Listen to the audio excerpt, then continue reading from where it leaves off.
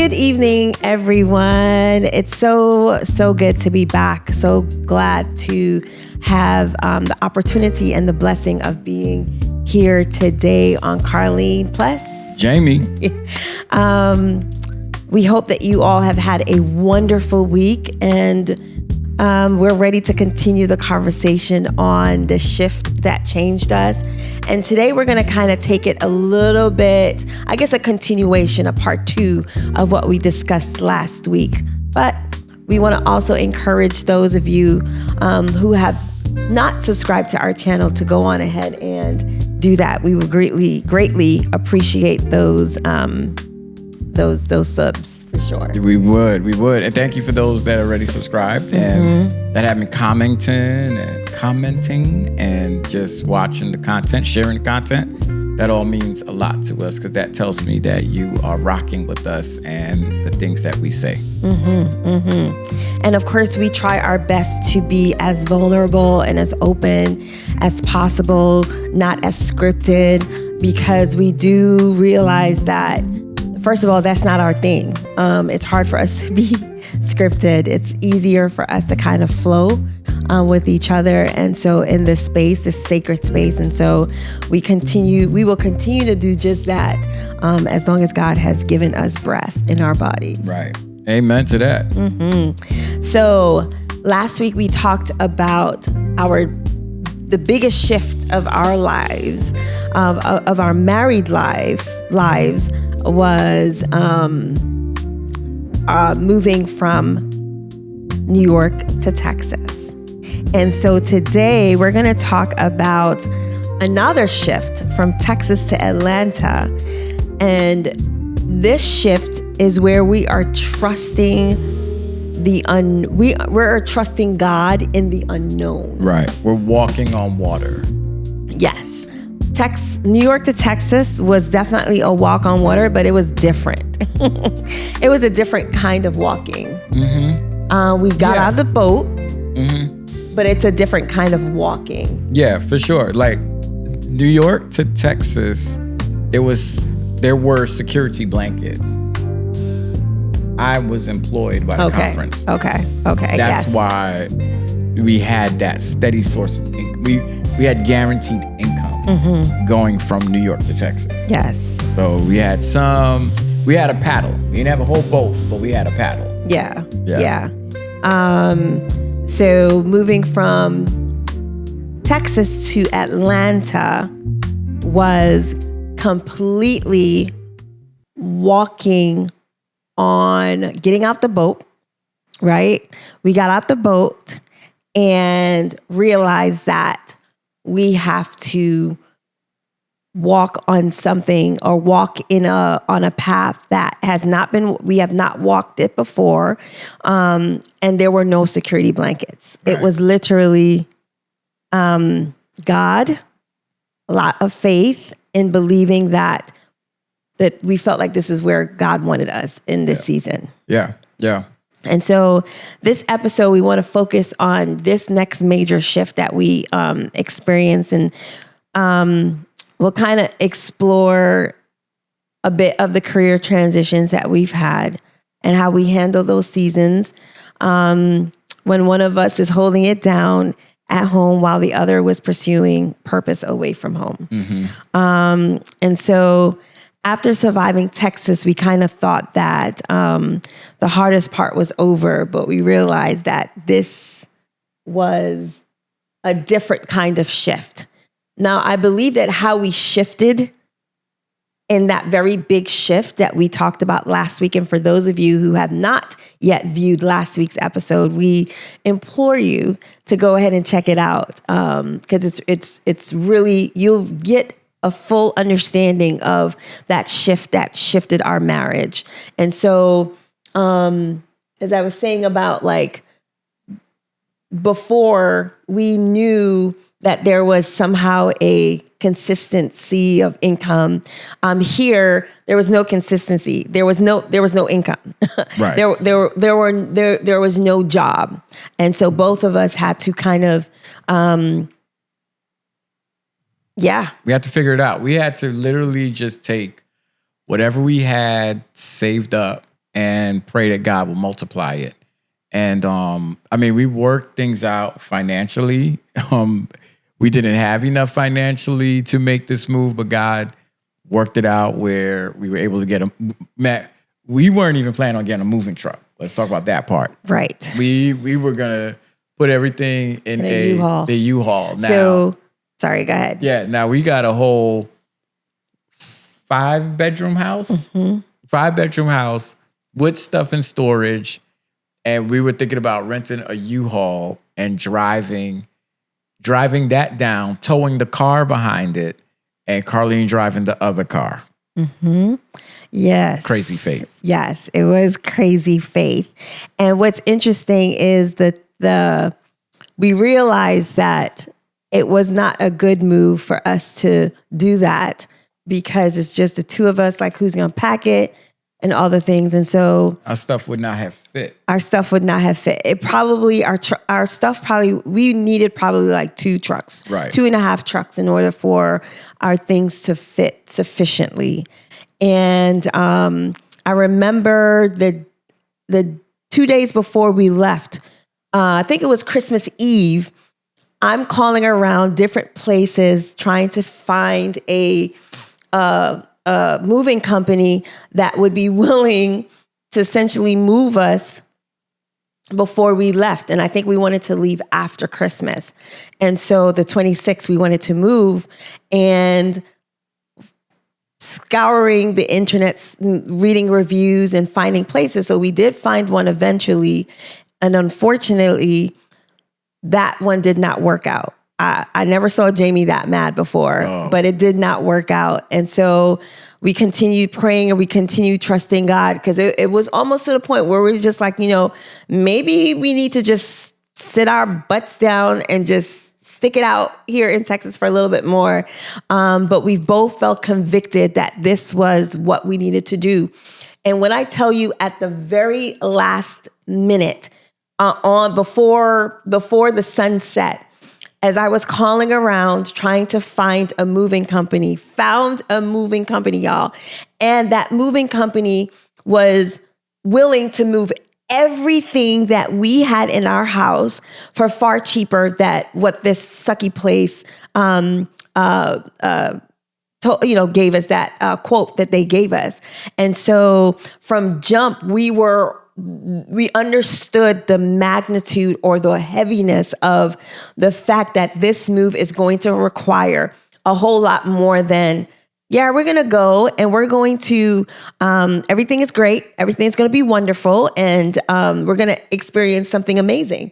We experienced shifts in between us just leaving Texas. Yeah. Well, moving in general isn't at least I would assume most people tell you moving in general is not an easy operation. Couple that with moving blindly, like in faith, is even more difficult. Very true. Because we didn't see the place we were going to live. We didn't see the neighborhood that we're going to live. And we packed up the truck. We got the truck, like you said, I think we left on December 27th or the day after Christmas? We had to leave the 27th because they came the 26th. Did they come Christmas Day or they came the 26th? They came the day after Christmas. So I don't think anyone was working on Christmas. So the 26th they came, got us all out, got all of our things. And we were almost afraid because we were like, maybe they won't take everything. They were just like, we'll take in all of it. And the price remained the same. Yeah. They didn't charge us anything more. And then the 27th, of course, we had to make sure that the house was clean and it was good. Right. Because we had renters moving in. And I think it's also good to mention the faith part of it, how God really worked it out was the first truck that came when I was super angry. They didn't send a big enough truck to fit all our stuff. So then we had to find a moving truck within the span of 24 hours to come get all our stuff during the Christmas holiday. Yes. And Christmas, everyone is busy. Everyone's with their family. Companies are like, sorry, we could do it in January, but they were just essentially, they were like, nah, we can't do it before, right after Christmas. You're going to have to wait a few days. Yeah. And I think all of that testifies to the confirmation for me that God wanted us to make this move. Because that was all God. It was done. Like, I know we did the calling and whatever, but to call the people and to the right numbers and all of that stuff, and to get here safely with all our stuff, that is divine. That was divinely orchestrated. Yes. And let's not leave out the fact that we were able to pay for the moving process, right? Mm-hmm. That was all God. Yep. And as you are going through transitions in life, sometimes I know for me, I question like every now and again, like, God, like, is this something that you want us to do? Please continue to send confirmation of this being what it is that you want for us. And time again, he kept showing confirmation after confirmation. The fact that when we arrived here and we saw the space, thank God we had our niece come, and she came and nephew. That's right. Our niece and nephew, they came and they kind of surveyed the entire space for us. They recorded it for us. So we were able to see the space via video. But when we pulled up, we came in the Lord just blessed us with, for a chosen family to, when we came and like we showed up here at about 3-something in the morning. We're super tired because we've been driving throughout the night. And I'm driving one car, Jamie's driving the other, and towing the other car. Yes, it was crazy. It was a time, and they were able to leave like. It's such a blessing to have. I'm just going to put her name out there because their name out there because they've been such a blessing in this transition. And I think one of the points that I want to make is that sometimes in the shifts of your marriage in Texas, when we moved from New York to Texas, I rarely depended on anyone. I didn't ask for help. I was just basically like, nah, I'm good. I got this. I'm the strong Black woman. He's a strong Black man. It's two of us against the world. And sometimes, just sometimes, God places in your lives people who are there to essentially close the gap or the gaps that you may have. And in this season of my life, I'm a lot more open and willing to receive the help and not see it as a form of weakness. Like, nah, I'm good. I'll figure it out myself. No, I'm not. I'm not figuring out myself if there's a community of people that are willing to help. And so Stephanie and Wesley, hands down, they held us down. 10 toes down. They really have helped with our transition here. And knowing that, they came, not just her, but they set up the space for us. So when we arrived, we didn't have to sleep on the floor, right? There were air mattresses that were already set up so we can be comfortable arriving. And so thank you, Stephanie. Thank you, Wes, for always like being a part of our community, our chosen community. So I think that's also something that's important. There's a difference there in our shifts, in that as a married couple, it's okay to accept the offer of help. Yeah, I believe that God puts people in your lives for a specific reason or for reasons, right? Mm-hmm. And I think there are people that are in your life for seasons.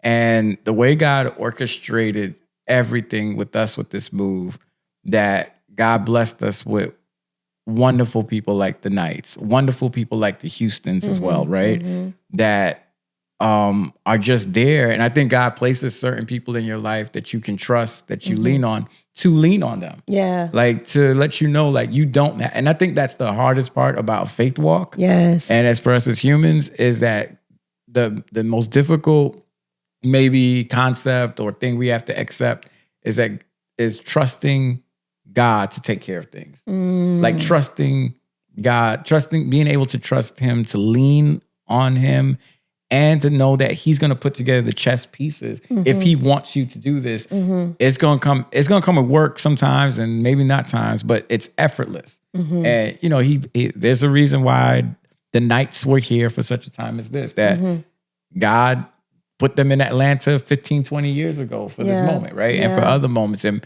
moved us here, and the Houstons are here, and just seeing how God just works is just amazing. So, you know, I think for anybody listening or watching, there are always like silver linings. Yeah. And when God is making a transition in you and through you. Ask for help, bro. Yeah, ask for help. Bro. And it makes life so much sweeter. And I honestly, as I look back on it, I'm just like, man, like I may have missed out on some amazing relationships or community opportunities to grow a community because of my lack of faith in others, having my walls up because of all the drama or trauma that I've experienced as a result of having those walls down. And so I think it's just so important to, in those shifts, to reach out.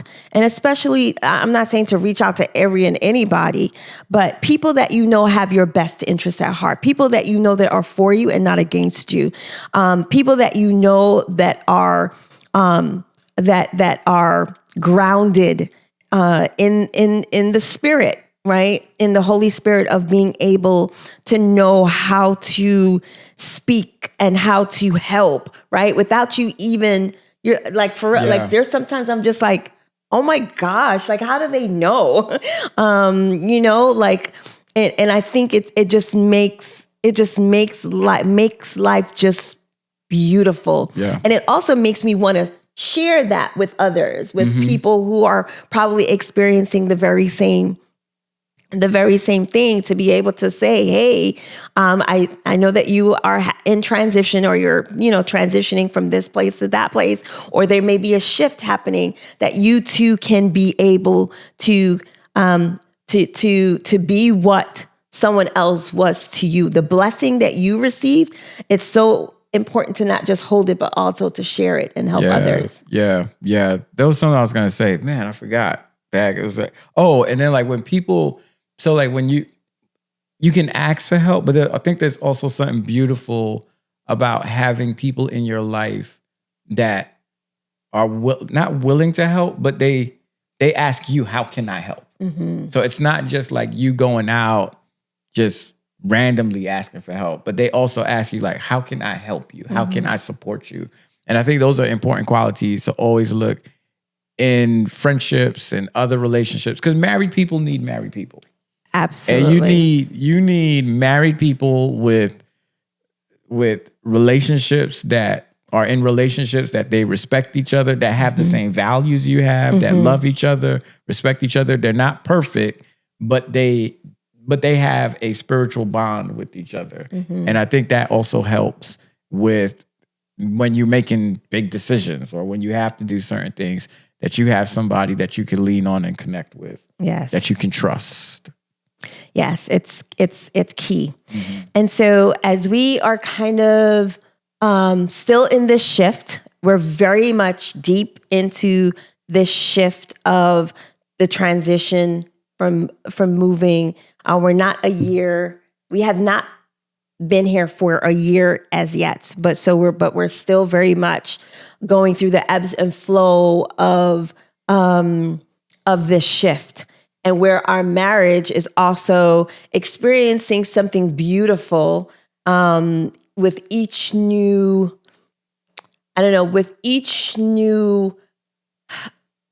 opportunity, or each new, I guess, new road, right? Like new mountain to climb. Yeah. You know, like there's always a different mountain, and we've had a few mountains to climb while we're here in Atlanta, but it's been strengthening us and making us better. And I think I don't know if we said it last week or we said it at some point. We were talking that the move from New York to Texas, in a way, prepared us for the move from Texas to Atlanta. Yes. And I also think that how we responded or how we dealt with that shift helped to make this shift not as hard. Mm-hmm. I think how we decided, how we chose to show up, how we chose to be with each other and face life together, that has helped in this transition. I can't imagine if we didn't do well in that transition, if this transition may have strained us even more. And I can't imagine what that would look like for us. But I'm grateful that we were able to gracefully push through those very hard times and still be able to come out together. Yeah. And push through. And stronger. And push through the times that we're having now, right? Mm-hmm. Like, as we talked about, we came here, neither one of us had jobs. Mm-hmm. We were living off our savings. You got hired before I did. Mm-hmm. I was home with the girls. The girls didn't start the school that Right. we wanted them to. We anticipated them starting in January, so we were all home. And just the testimony of God paying our rent here. We thank you, God. God putting somebody in our house to pay our mortgage back in Texas. We thank you, God paying both car payments, insurance, thank you, God. Thank you, and God. whatever other bills we had. Thank you, God. And we're working with minimal salaries. you, We're God. not balling like we Listen. were in Texas. And also through the depression and anxiety of it all, right? The stuff that I was going through with not being able to find a job, we thank you for applying, but unfortunately, there were many applicants, but we decided to go in a different direction and still having faith to trust in God to stay, because we could have went back home. Easily we could have left, but we were convicted and we knew that this is where God wanted us to be. And we knew that God would take care of it and is taking care God, we thank you of it, because we had specific reasons why we came here. So, yes. It's not easy, but I think it's not easy to have faith in God, but it is easy to have faith in God and trust Him. And like we were stated before, it was those past experiences that we had to tally up that gave us strength for this experience. Yes. And as a matter of fact, I think to your point, I think there was something that I was going through. And I remember you saying recently, you were like, I think we were comparing moves, and I was just like, man, Jaime, I don't know, man. It's looking kind of dark. Like it feels real heavy. Like really kind of feeling like dark, y'all. And Jaime reminded me, he was like, yeah, I understand that what you're feeling, but you essentially were saying like, this move showed even more faith that we walked away. We walked from one place or drove from one place to the next, not knowing what's ahead.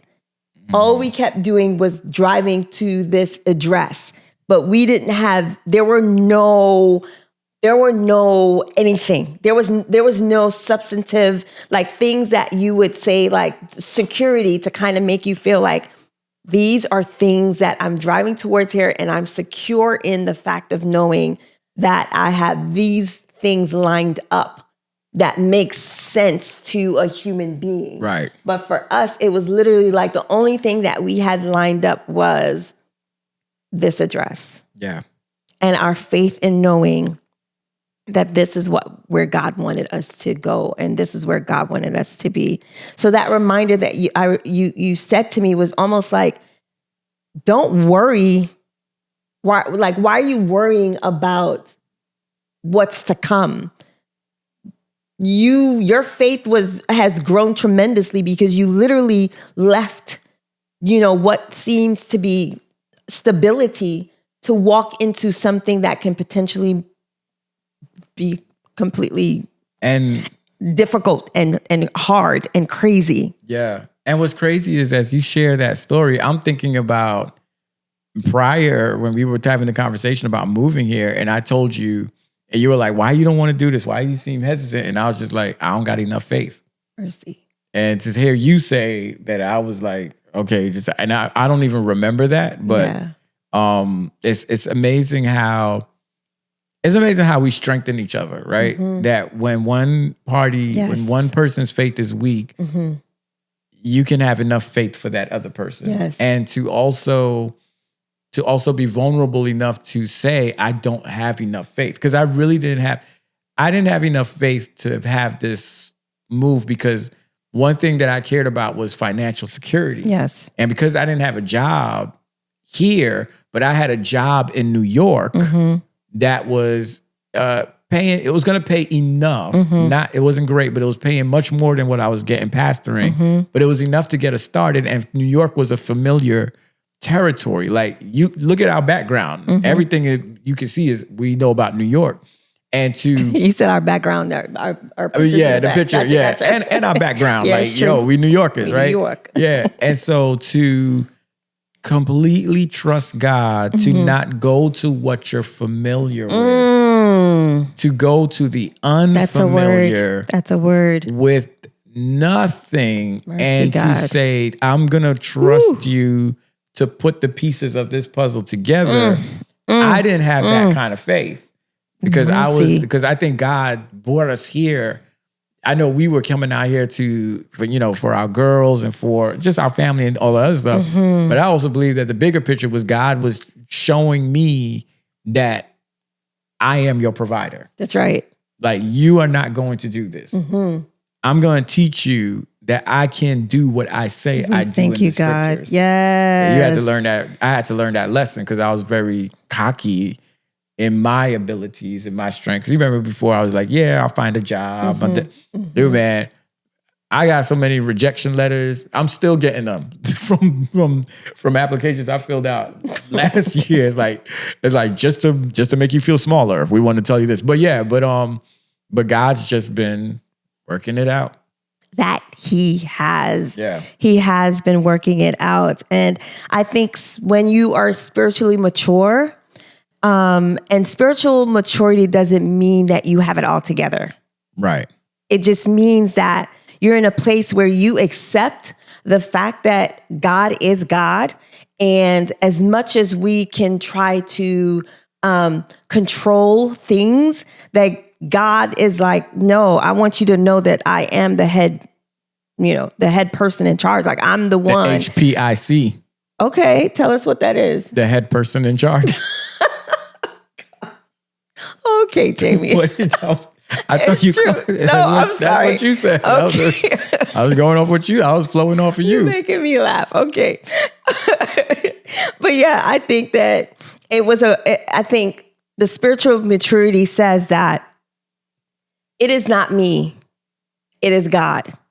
And I always say, like, this experience is teaching me even more that as much as we may try to steal the glory or take the glory from God, God always gets the glory. And he should always get the glory, because we realize that we have nothing without God. And it's God that really wills and to do of his good pleasure. It is nothing within me that can do anything, right? Like, the times where I feel like both of us try to control the situation and saying, like, I'm going to apply here, I'm going to apply there, I'm going to do this, I'm going to do that. I'm not saying that you shouldn't do those things, but at the end of the day, you do it saying, okay, God, I am in full surrender of your will for my life. So that may mean, I understand that may mean that I'm going to apply to this job and there's a big chance that I may get it, may not get it.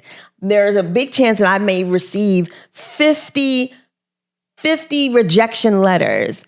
but still God is still in control. I mean, God is sovereign. So he knows the beginning from the end.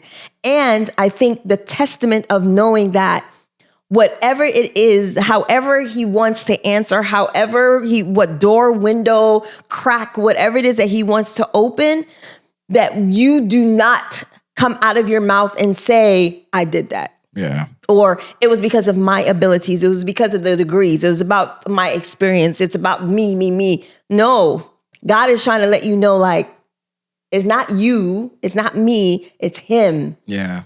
Yeah. Yeah, absolutely. And our story may not necessarily be your story, but I know that the constant theme in all the stories, if you are a person of faith, is God. And I believe that God will surely show you when it's time to make a move and where to make that move, just like he did for us. Or in when to stay, because God will begin to start revealing things. Like he started revealing things to us in regards to why it was time for us to leave Texas. And we looked at all of those things and we put them together, and we looked at the new place upon which we were going, and we knew what we were moving for and why we were moving. Yeah. And truly, our move here to Atlanta wasn't because we wanted more money. Wasn't because we wanted a bigger house. Wasn't because we wanted to drive a different car. This move to Atlanta was a move because we wanted to be fed spiritually. We wanted our daughters to be fed spiritually. And we wanted to be in a place, in a community where we were able to connect with family and things like that. And there were other reasons as well that maybe in our old episodes we revealed. But our purpose and our reason for moving wasn't for material gain or anything like that. It was really just to move because we wanted to be in a place where we could grow together and grow closer to God. And he's been blessing us. He's been blessing us. It's about to be a year. It's crazy. It's about to be a year. And thanks be to God, he's been blessing us. We ain't got it all together, but like you said, spiritual maturity is not having it all together, but it's allowing God to get it together.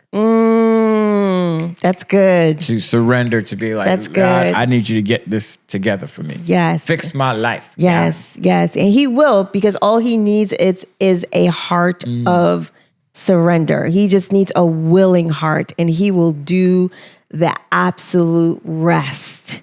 And is it easy? Absolutely not. It is not easy to surrender your will to God, right? For some people, it might be easy. For me, and I'm sure Jaime, I could almost guarantee that Jaime is also in that same place. It's not easy to surrender to God, but understanding the reward that comes when you surrender your will over to God, right, that he really does allow you to depend on him and the promises and all it is that we have read and talked about for most of our lives. Like, we're able to actually see that our seed, what is it? That you've never seen the righteous forsaken, nor his seed begging any bread. Like, we are seeing that in real time, and how God has just been continuing to open doors. May not be the doors that we want, but we are trusting God in the process. We are trusting God in the midst of what seems to be what seems to be like, man, God, that's not how I wanted it to play out. Like, I wish it was this way. But then when you trust God's will and God's promises, you're just like, you know what? I accept it in faith, knowing that you're sovereign. Yeah. And God is such a good God that, you know, sometimes we wait for like just a sign or some big splash and to make a decision. But God is so good that even in your decision, when you make a move, he's still with you. Mm-hmm. He's still going to be with you. Even if you feel like it was a bad decision, God is still with you when you make bad decisions. Or when you feel like it's a good decision, God is still with you, right? He never leaves you nor forsake you. And so for anybody who's thinking about a move, and that move can be moving out of your house, or out of your apartment to another apartment, moving out of relationship, moving together as a couple, it's got to be bathed in prayer and trust in God. And he will take it from us. He will provide the steps, even if you don't see the whole staircase. And as you were talking, I thought about, there were times when we moved from New York to Texas, and that shift and that transition, even though we felt like it was a God move, right? We felt that this was what God wanted us to experience, right? To your point, like he was with us in those hard times, in those moments where it felt like, did you really want us to move here? Because if you did, then why are we going through these things? Like, just believing and trusting, like he's with you, whether in a move that you felt was ordained by God or a move that you felt was ordained by you. Regardless of whatever decisions that it is that we make, that God is always with us. Yeah, and I thought about something. The move from New York to Texas, even though we both talked about it and prayed about it, it was more of a my move. And you were okay with it because it was for ministry. The move from Texas to Atlanta, I feel like it was more of our move. Yes. Where it was both of us starting from zero, in a sense. Both of us applying for jobs, both of us looking for where to live, both of us in it together. Yes.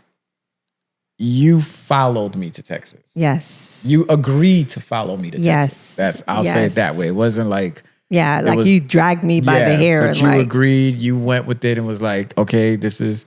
You prayed about it. We prayed about it. I talked to you. I was like, this is where I believe God is leading. And we both moved. And you followed me to Texas. Yes. Atlanta. And if we had moved to New York would have been the same thing too. Yes. Atlanta for us was our move. And it was more to a lot of me having to surrender. Jamie, now you talking.